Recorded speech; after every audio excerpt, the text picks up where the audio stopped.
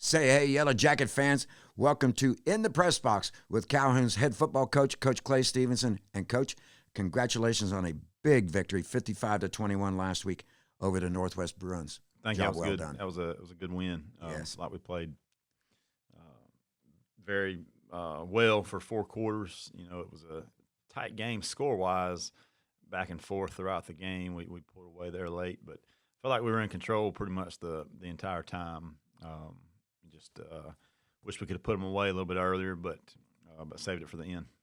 Yes, you scored 4 touchdowns in the fourth quarter, and you just iced the game. And there's a lot of teams that would love to have 4 touchdowns for an entire game and end the season averaging 28 points a game, and you got that in 12 minutes. It was just a really, really nice job. And we're going to go over stats, but the first thing I want to mention is Atha's Animals. Coach Tommy Atha's offensive line was solid the whole night. And then I want to talk about the defensive line. Our 3 down linemen were just solid on the other side of the ball. And we all know it starts with the guys that put their hands, what we used to say in the dirt, but it's on the turf now. It starts with those up front guys, and they dominated. They did both sides of the ball. Offensive line played really well. I think they played pretty much mistake-free, which is what you want. It's all 5 of those guys have to be on the same page. And I think they were the other night, and throw in our tight ends and W's. So they had a good night. Then flip it over on the defensive side. The stats weren't there up front for us just because of kind of what they were doing, but had to contain the quarterback a lot. And I thought we did a lot better of that in the second half. But he's a good runner and can throw the ball as well, super fast. So it took all 11 on defense flying around to the ball. Our starting quarterback, Trace Hawkins, the freshman, was recognized by the Chattanooga Times Free Press as their player of the week in their entire coverage area, which is Chattanooga down into northwest Georgia. So congratulations to him. But having said that, when's the last time we faced an average quarterback on the opposing team? Yeah, we played some really good quarterbacks this year, we've got some great experience defensively having to play, all the way back to Creekview. We play good quarterbacks every week. So, and like I said the other night, he didn't beat us with the pass too much, but that first half he was tough to tackle, extending plays and doing a good job. So, like I said, very, very pleased with how we played. And if you look at the overall stats, they didn't have but 120, 30 yards rushing. And exactly. Not many passing. So it was pretty much a dominant performance the whole game. So very proud of our offense, defense, and special teams. Yes, Coach Morrow's black shirt defense did an outstanding job, and Coach Atha's Animals did a good job as he's our offensive coordinator with the pound and shoot offense. If we look at some of the stats, rushing, Hunter White had 3 carries for 46 yards. Trace had 7 carries for 34 yards and 2 TDs. Hunter Chadwick had 6 carries for 47 yards and a TD. And Isaiah Knowles was the bell cow of the offense. He carried the ball 20 times for 85 yards and a touchdown. And you don't do that unless you got Atha's Animals blocking. Yeah, no, they did. Like I said, they played good assignment football, and then all those guys you mentioned are really coming along to give us some good offensive weapons back there in the backfield. Receiving-wise, McCaden Griffin had 1 catch for 5 yards. Jaden Perkins had 1 catch for 31 yards. Excuse me, folks. And our leading receiver was Justin Beasley, 5 catches for 149 yards. Jackson Moore picked up a catch for 9. Jake Jordan had 2 catches for 50. And Isaiah Knowles, besides toting the rock 20 times, he caught 3 passes for 17 yards. Yeah, it was a good overall night for all those guys. Justin almost had a huge night. Had the the catch in the end zone that he's talked about all week. Wish he could have that one back. But overall, it was a good night of offensive football, like you said. The only blunder is the kickoff return, I guess, for a touchdown. But overall, I thought it was great. Yes. Speaking of passing, Crossland was 1 for. I think he was more than 1 for 1. I looked on one stat sheet and it said 1 for 1, but I thought he was something like 2 for 3 but anyway, it doesn't make any difference. For a 31-yard completion. Yeah. And Trace was 12 for 19 with no interceptions, 230 yards passing yardage, and 3 touchdowns. Let's go back to special teams real quick. Carlito, keeps doing the job. No matter what kind of kickoff you want, he can put it deep into the end zone. He's got 9 touchbacks on the season. He can punt well. He's solid on extra points. He's solid on field goals. He had 2 punts, 31.5-yard average, folks. And when you look at that, you think, well, he's not kicking the ball very deep. But this was kicking from midfield, and he put them inside the 10 both times. Yeah, it's great that he worked really hard on that last week specifically, and we'd like to be able to finish those drives in plus territory, but because you're right in, go for it range or punt them range, so we tried to punt it and pin them down there, and it worked out both times. So very, very pleased with Carlos. Yeah, I work with kids, and sometimes they just want to hit the ball as hard as they can. He punted the ball softly, high into the air, gave the coverage team. It was just, you couldn't have, when you talk about, I want it done this way, and he did it, man, that's fun. Yeah, it was, and then the coverage team got down there and covered the ball as well. So very pleased with those 2 plays. Yeah, exactly. So we're also, do you remember players of the game? Yeah, so Trace was Offensive Player of the Week. Okay. Counted for a bunch of touchdowns. Defensive Player of the Week was Clayton Gold. He had a great night as well. Special Teams was Hudson Chadwick. Hog of the Week was Trey Perkins. Extra Mile, Jake Jordan.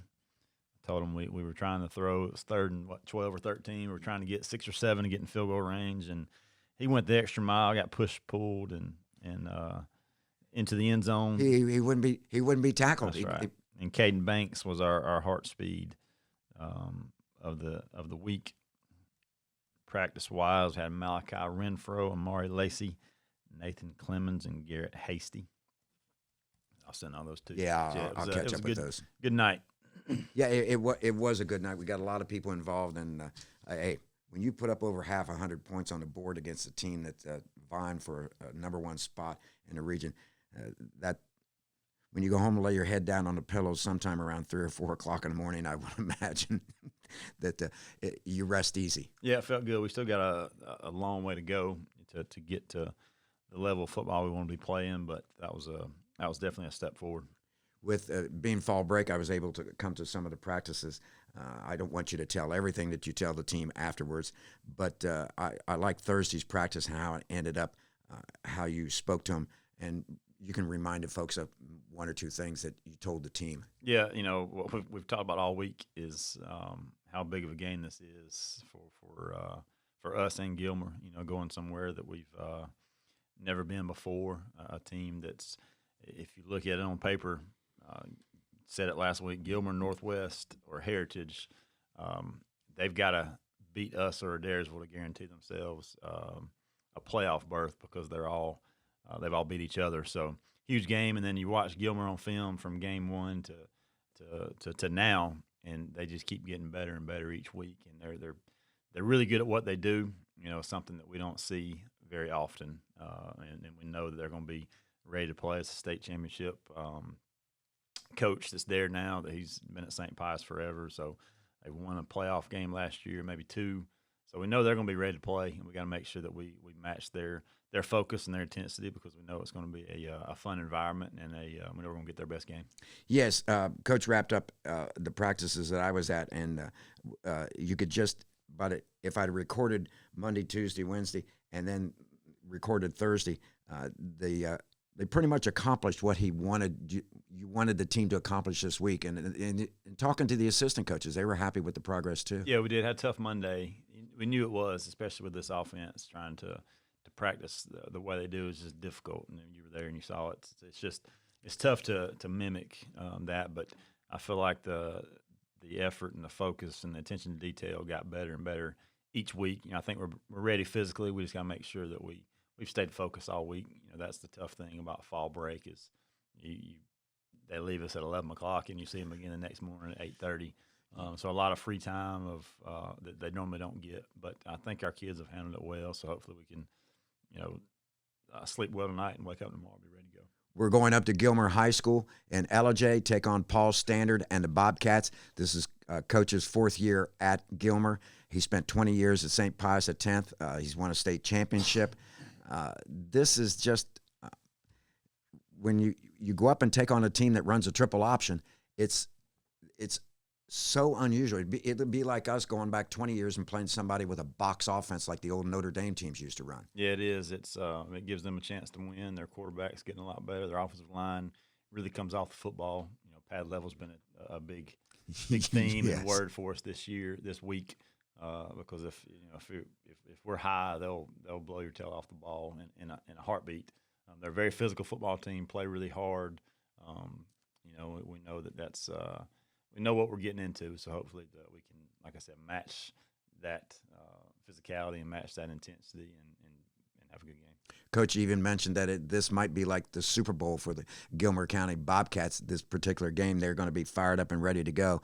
Folks, when you watch the game or listen to us call the game, you're going to hear us talk about their down linemen. Their offensive linemen have they're in a 4-spot stance. They have both hands in the ground, both feet on the ground, obviously, and they're just going to fire out low and try to make a dog pile at the line of scrimmage and let their backs break it loose. Yeah, they do a good job of running the option, and the thing about the option is you don't have to block one guy. You're just the read guy. So they run it a bunch of different ways. They've got other things they can go to as well. But defensively, being able to stop what they want to do first. If option teams can get rolling early, sometimes they're tough to stop because there's so much they can do with it. But if we can stop them early on that side of the ball, make them be a little bit more uncomfortable and do some things they don't want to do, and then offensively, you got to think that your possessions are going to be numbered.